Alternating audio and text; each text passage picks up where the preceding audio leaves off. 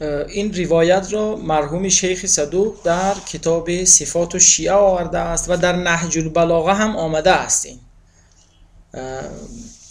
سخن از زبان حضرت علی کرم الله وجهه که شیخ صدوق میگوید که شیعه این است، یعنی علی، تعریف حضرت علی از شیعیانش این است: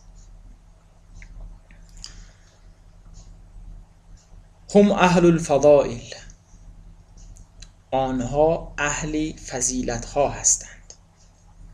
منطقهم الصواب، گفتارشان درستی است.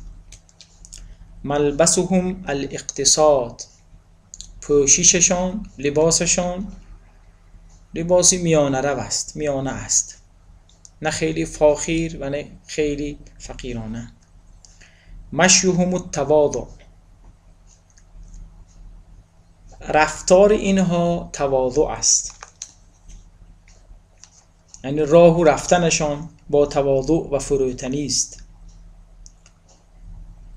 غضوا ابصارهم عما حرم الله علیهم، آنها کسانی هستند که چشمانشان را از آنچه که خداوند حرام قرار داده است میپوشند، نگاه به نامحرم نمیکنند. و وقفوا اسماعهم علی العلم النافع لهم، آنها گوشهایشان را وقف علم و دانشی سودمند کرده اند. نزلت انفسهم منهم فی البلا کالتی نزلت فی الرخاء، یعنی در روزگار سختی و گشایش حالشان یکسان است. چنین نباید چنین باشند که در حالت دشواری زجه بکشند و در حالت گشایش و خوبی مثلا از خود روند. ولولا الاجل الذي كتب الله عليهم لم تستقر ارواحهم في اجسادهم طرفة عين شوقا الى الثواب و خوفا من العقاب. آنها کسانی هستند که اگر آن مرگ که خداوند بر هر انسان مقدر فرموده، بر آنان مقدر فرموده، اگر نبود این مرگ، روح آنان حتی به اندازه‌ای برهم زدن یک چشمک در بدنها قرار نمی گرفت، از شوق دیدار بهشت و از ترس عذاب جهنم. عظم الخالق فی انفسهم فصغر ما دونه فی اعینهم، خدا در جانشان بزرگ است و دیگران کوچک. فهم والجنة کمن قد رآها و هم فیها منعمون، بهشت برای آنان چنان است که گویی آن را دیده و در نعمتهای آن به سر میبرند. و هم و النار کمن قد رآها فهم فیها معذبون، جهنم را چنان باور دارند که گویی آن را دیده و در عذابش گرفتارند. قلوبهم محزونه، دلهای ایشان همواره همیشه اندوهگین است. شرورهم مأمونه، مردم از آزارشان در امانند. اجسادهم نحیفه، تنهایشان لاغر. حاجاتهم خفیفه، درخواستهایشان اندک. انفسهم عفیفه، نفسشان عفیف، یعنی با عفت و پاک دامنند. شیعه این است. حالا ادامه دارد، کار نداریم ما در واقع حالا یک نفر که اسمشو شیعه میگوید چی رفتاری دارد، چی میگوید. نه، شیعه علی باید این چنین باشد. صبروا ایاما قصیره اعقبتهم راحة طویله، در روزگاری کوتاهی دنیا صبر کرده کردند تا آسایش جاویدانه قیامت را به دست آورند. تجارت مربحه یسرها لهم ربهم. آنها تجارت پرسود که پروردگارشان فراهم فرموده است کرده اند. ارادتهم الدنیا فلم یریدوها و اسرتهم ففدوا انفسهم منها. دنیا میخواست آنها را بفریبد اما عزم دنیا نکردند، به دنبالش نرفتند. دنیا میخواست آنها را اسیر خود کند اما آنها با فدا کردن جانشان خود را از آن رهانیدند، آزاد کردند. ففدوا انفسهم منها. یعنی این جملات گذشته از این معانی کسانی که عربی می‌دارند از اوج بلاغت و فصاحت برخوردار است. اما اللیل فصافون اقدامهم تالین لاجزاء القرآن یرتلونها ترتیلا یحزنون به انفسهم و هم یستثیرون به دواء دائهم. آنها در شب برپا ایستاده مشغول نمازند، قرآن را یرتلونها ترتیلا یعنی جز تلاوت میکنند، با تفکر و اندیشه میخوانند. با قرآن جان خود را محزون و داروی درد خود را مییابند. یستثیرون به دواء دائم همینه. فاذا مروا بآیة فیها تشویق رکنوا الیها طمعا و تطلعت نفوسهم الیها شوقا و ظنوا انها نصب اعینهم.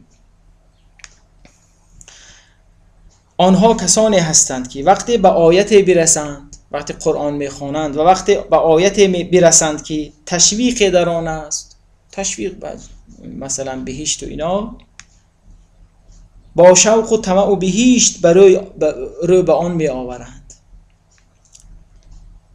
و با جان پرشوق در آن خیره می شوند.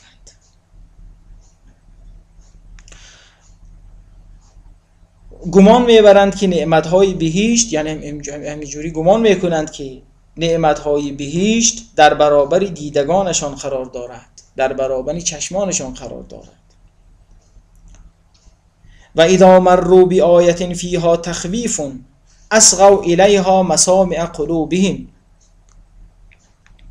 و هرگاه به آیت برسند که ترس از خدا در آن باشد، گوش دل به آن می سپارند و گویا و ظنوا ان زفیر جهنم و شهیقها فی اصول آذانهم. گویا صدای برهم خوردن شعله های آتش در گوششان طنین افکن است. فهم حانون علی اوساطهم مفترشون لجباههم و اکفهم و رکبهم و اطراف اقدامهم یطلبون الی الله تعالی فی فکاک رقابهم. آنها در رکوع می شوند، پیشانی به سجده می نهند، خود را به خاک مالیده و از خدا آزادی خود را از آتش جهنم می طلبند.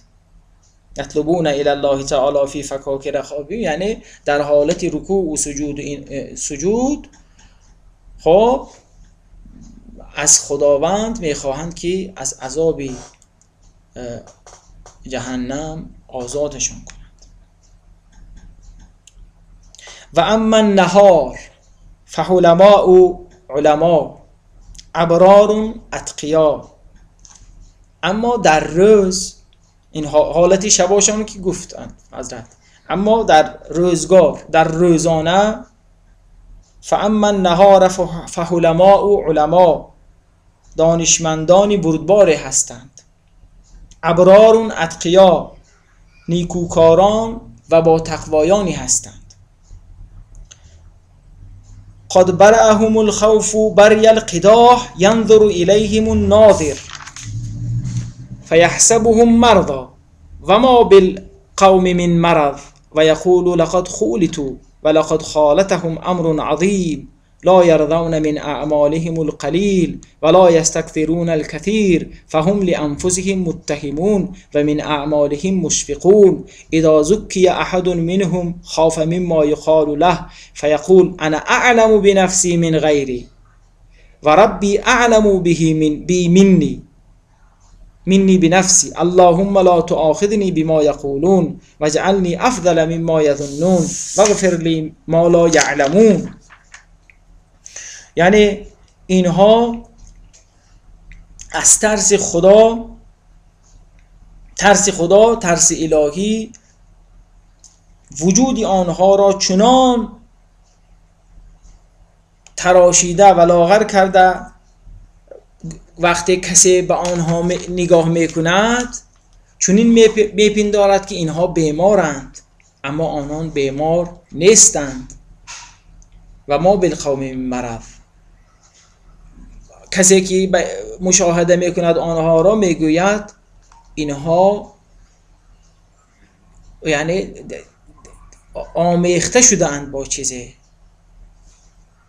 و لقد خالتهم امر عظیم، اما این آشوفتگی ظاهرشان که چنان نمایان هستند نشان از یک امر بزرگ است. آنها از اعمال اندک خود خوشنود نیستند و اعمال زیاد خود را بسیار نمی شمارند. نفس خود را متهم می کنند و از کردار خود ترسناکند. هرگاه یکی از آنان را بستایند، کسی ستایش کند، تعریف کند از آنچه در توصیف او گفته شد، در هراس افتاده میگویند و همون شخص من خود را از دیگران بهتر میشناسم و خدای من مرا بهتر از من میشناسد. خدایا مرا بر آنچه میگویند محاکمه نفرما، لا تؤاخذنی بما یقولون، و بهتر از آن قرارم بده که میگویند واجعلنی افضل مما یظنون، و گناهانی که آنها نمیدانند برایم بیاموز. واغفر لی ما لا یعلمون. حالا چند نشانه دیگر را حضرت برای شیعه، یعنی یک نفر شیعه باید چگونه باشد، میفرمایند حضرت علی